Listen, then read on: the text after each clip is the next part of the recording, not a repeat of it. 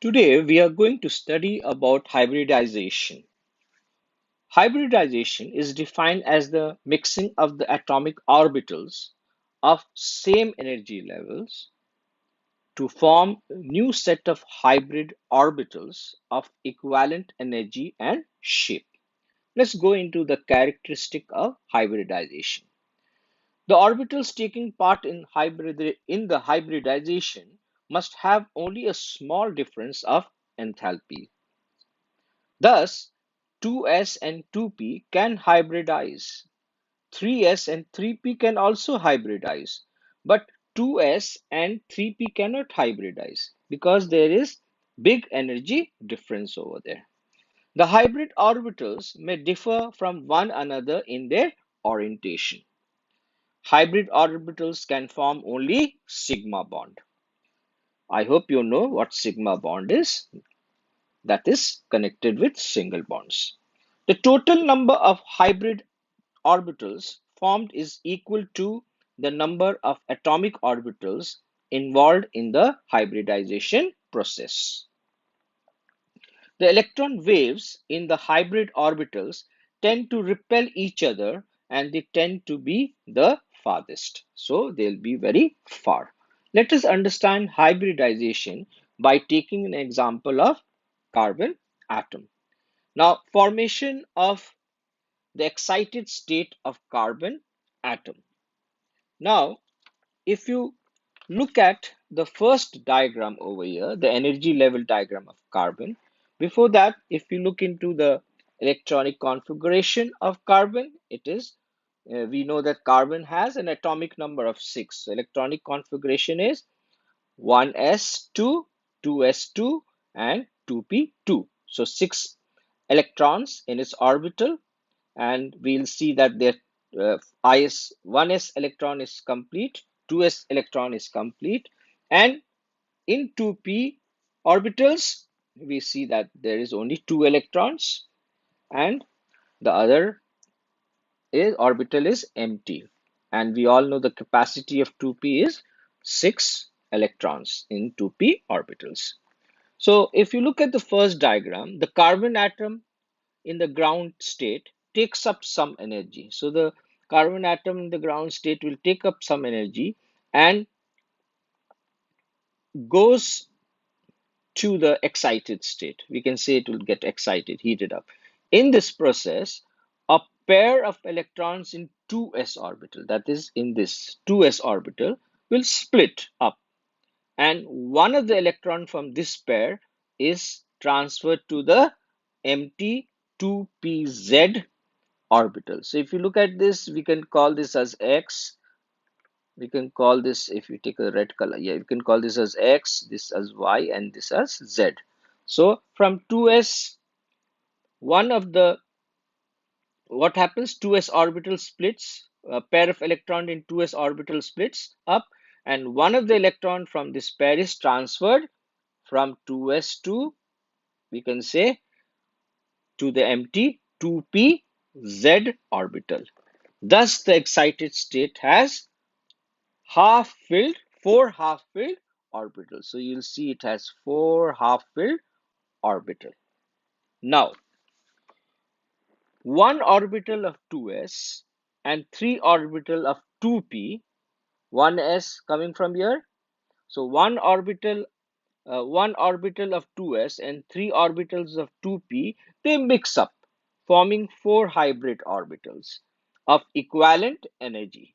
These 4 new equivalent orbitals are called sp3 hybrid orbitals, and they are identical in all respect.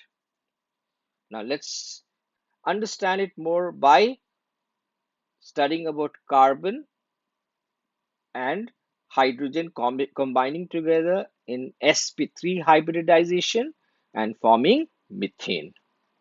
So let's see this sp3. Let's understand this sp3 hybrid orbitals. What was the situation?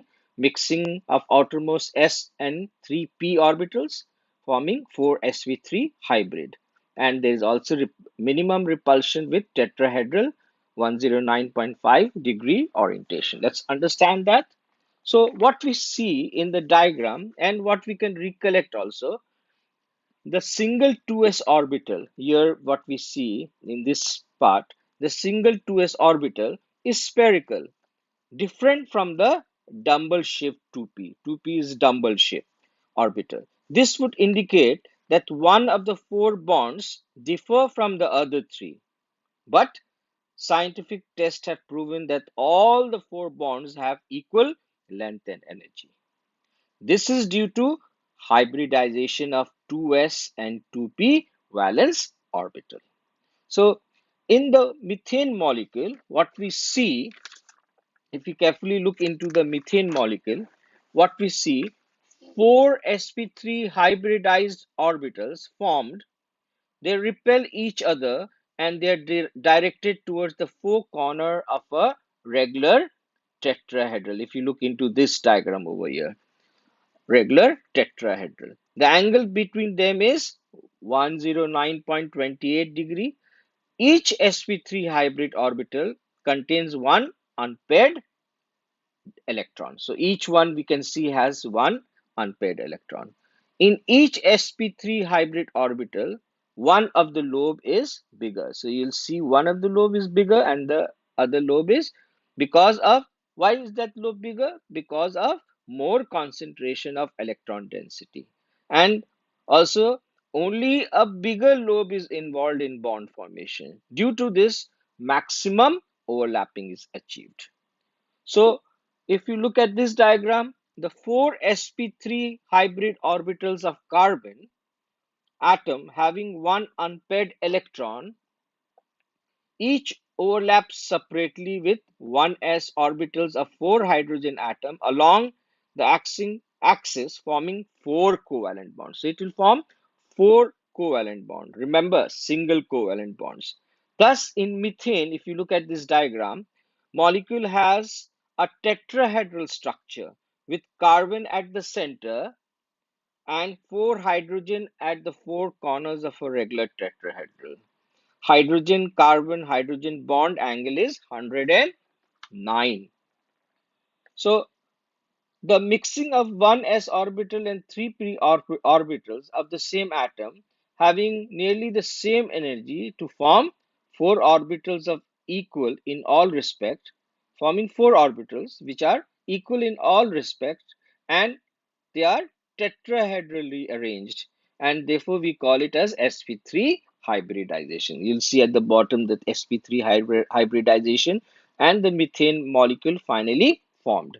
So sp3 hybridized orbitals, they repel each other and they are directed to four corners. So all of them, will see, they're directed to four corners of a regular tetrahedral.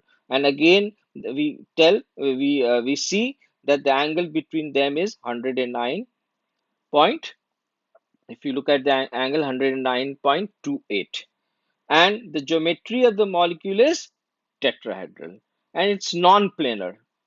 This type of hybridization we can also call it as a tetrahedral hybridization.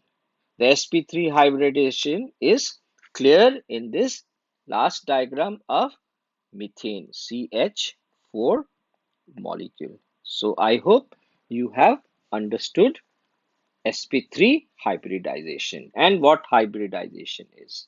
In the next lesson, we will be studying about hybridization, sp2 hybridization and sp hybridization, and also to find out how hybridization of different molecules and compound. I hope students you have understood this lesson. If you have understood it, if you like my videos, please subscribe and share. Thank you.